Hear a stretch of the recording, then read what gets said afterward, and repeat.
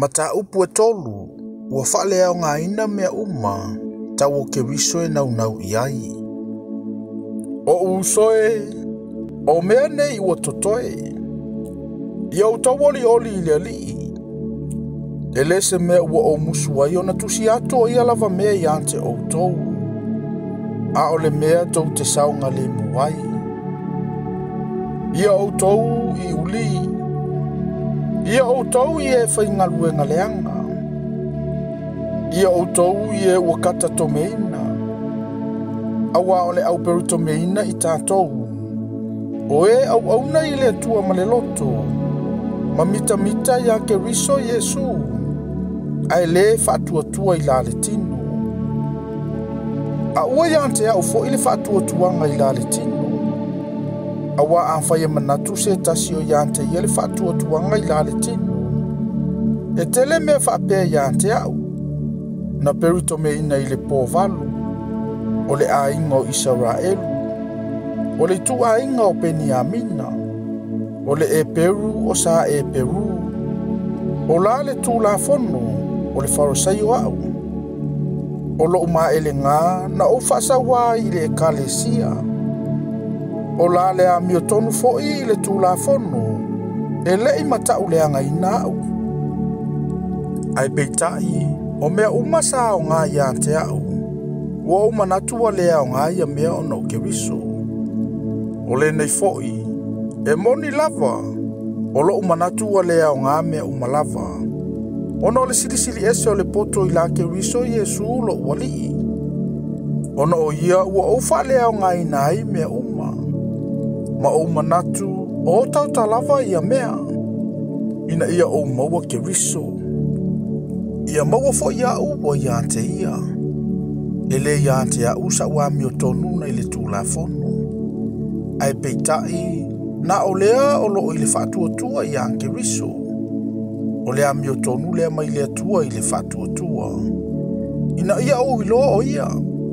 Ma le mana o lona toi tū mai. Ma ia whaatasi au i ona ti ngā. Ona ua whaatusaina au i ante au i lona maliu. Pe mawhai lava i ante au. Ona o antu i le toi tū mai o e uoti. E le peisea i ua o maua nei. Po ua o antu atoa ona le lei nei. Au te tausisi antu pea pe mawhai ona o maua.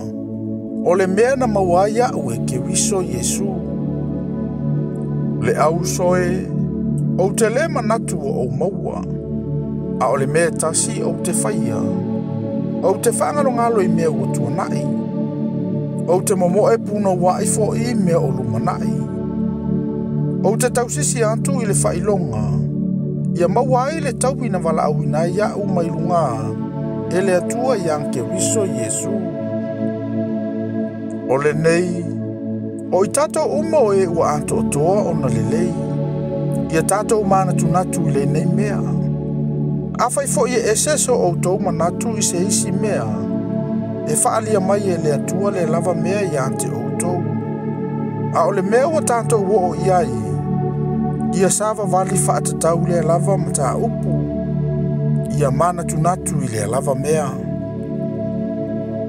Le au soe, ia outou whaawa o whaatasi mai i ante au. Ia outou whaava ai fo i e o sava vali whaapea. Whaapea o na whaio i mātou ma whaawa o i ante outou. A waolo o sava vali si e toa tele. Na o whai atu so o ai i ante outou. O te toi whai atu nei fo i malitangi. Ua lantou whai mo lantou fili le sa tauro o ke riso. O le malaia, o lo lantou i unga lea. O le manava, o lo lantou watua lea. O le mea lantou te vivi i ai. O le mea e maasiasi ai lea. E loto i lantou i mea le lalolangi. A wao lo tantou nu umoni ua i le langi lea. O lo whaataritali mai ai i tantou i le whaola. O le alii o Yesu ke riso. Na te li ua o tātou nei tino ua leanga. Ina ia whaia ia whaatetau i lona tino mātango fie. E tusa ma le mana na te mawhaia ai. O na whaato i lalo ina o mea uma i ante i alava.